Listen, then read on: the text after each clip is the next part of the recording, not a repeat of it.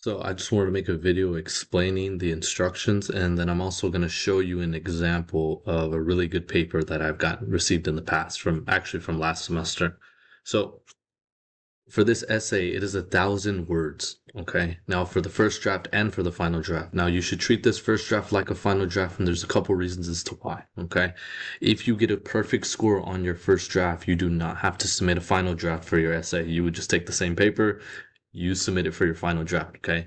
Now, how do you get a perfect score? Okay. I'll explain the grading first, and then I'll come back to what the paper is actually about. Okay. This paper is out of 75 points. Okay. You're going to get 25 points by doing a peer review for a classmate. Okay. Preferably, you or your partner will send me a message saying who you are partnered up with. Okay.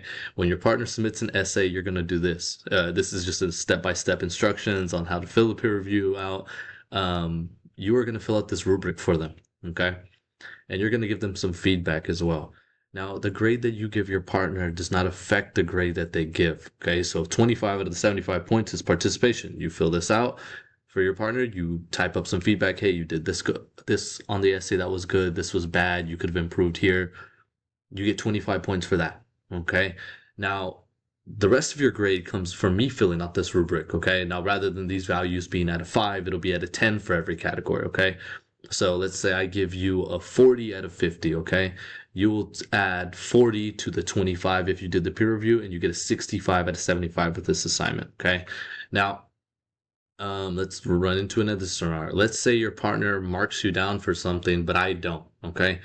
You're going to disregard what your partner said, and you're going to turn your essay in as your final draft. Okay. If I tell you you get a perfect score in my eyes, it's perfect on my end. Okay. I don't need you to change anything. Okay.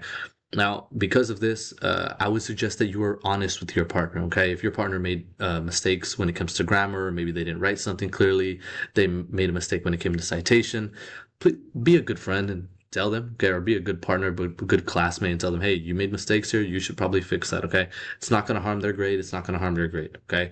It's just better to be honest. Okay. Also, if it's something really serious, I'm probably going to note it anyways, and they're going to have to fix it. Okay. But that's how the grading goes. So if you know who you want your partner to be, go ahead and send me a message, and then I'll partner you up. If not, I'm just going to randomize everyone in the classroom, okay? I'll give you probably till like a week before the assignment is due. And remember, this is due on the 23rd, which is a week before the week that we were going into Thanksgiving break on that Sunday. It'll give me some time to grade these. Once I'm done grading them over the break, you will have around a week to turn in the final draft, okay? So I would hope that you guys turn in the best possible paper, because remember, if you do, you do not have to submit a final draft. You just submit the same exact paper. Now, what are you writing on, okay? There's two prompts you can choose from, okay? The first prompt, you can write about freedom of speech, okay? This is one of the traditional prompts that I've usually had. Some chapters that are real easy to reference during this. Chapter 7, the media chapter, and then chapter 1, and then specifically in that unit, 1.6, okay? Those are good references for the topic if you want to use the textbook, okay? Now, the reason for it is because you need to have 2 to 4 sources, okay? So government websites, news articles, journal articles, books. Okay. So the textbook, I'm pretty much giving you one. Okay. And you can use this textbook as well for number 2, but just number 1, I have specific parts and where you can pull it out. Okay. People have talked about with the first prompt, like, maybe using lyrics in court. Do we have true freedom of speech online when it comes to social media? Can we say whatever we want on TV? People have written about Kanye West. There's been a lot of interesting topics or like ways that you can write about prompt number 1. Now, prompt number 2, I believe you actually have a little bit more freedom. Okay. So you can write it about a law that you think that we should add to American government, or you can look at a pre-existing law that we have and why and how we should change it. Okay.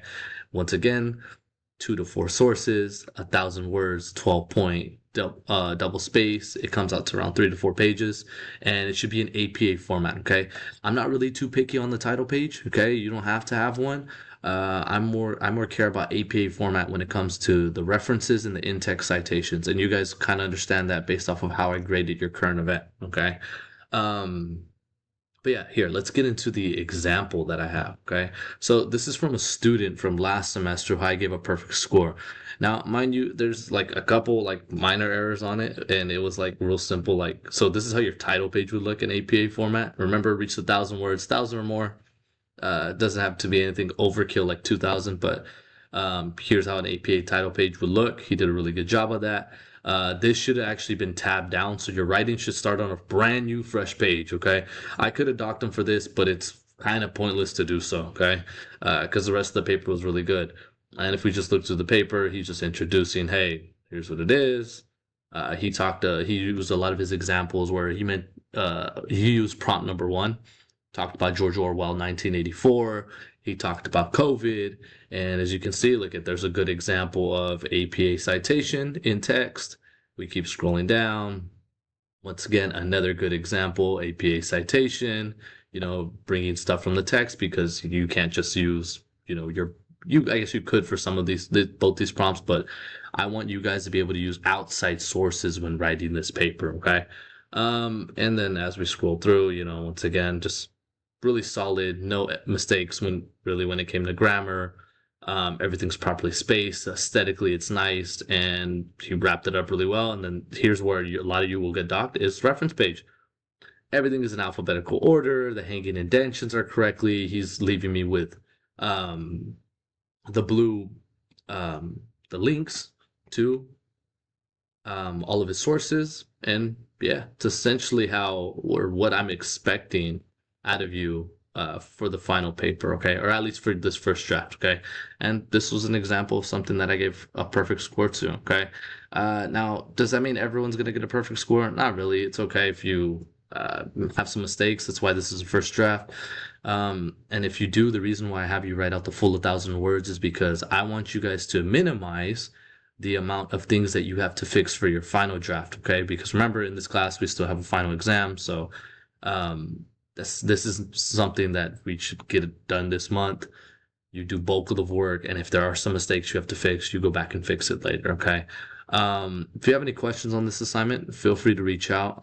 This video is primarily for my online class. I know a lot of my in-person classes are going to watch it as well, though, just because there probably were some people absent when I explained it. Um, I know I got a couple messages already from my online class. I've messaged a few of you back already. But make sure you send me who your peer review partner is going to be, and try to start working through this, okay? The next couple chapters are going to be really short, so you should have some time next week to work on this as well. And then remember, it is due on the 23rd, so make sure we are starting to get ahead on it. And don't wait till the last second, because taking a 0 on your first draft and also not turning in the final draft will dramatically bring your grade down easily over a letter grade, okay?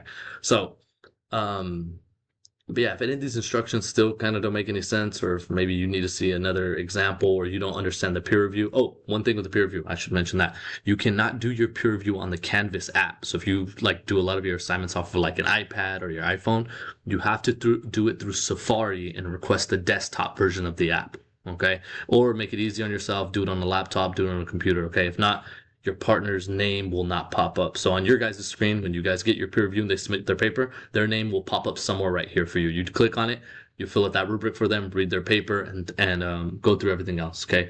Also, too, please don't submit a Google Doc for this. Okay, unless you submit the Google Doc and you're giving everyone access to it. Okay. I hate when students drop a Google Doc in there and then they leave it private. Like there's no way for me to access that. Okay. If you do that, and I'm just going to assume that you did it because you didn't actually do the essay, and I'm probably just going to mark you at a 0 for that, okay? Also, remember your partner needs to be able to see the assignment as well because they're going to be grading it, okay?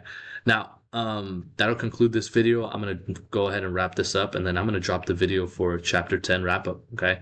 Hopefully you guys are having a good night.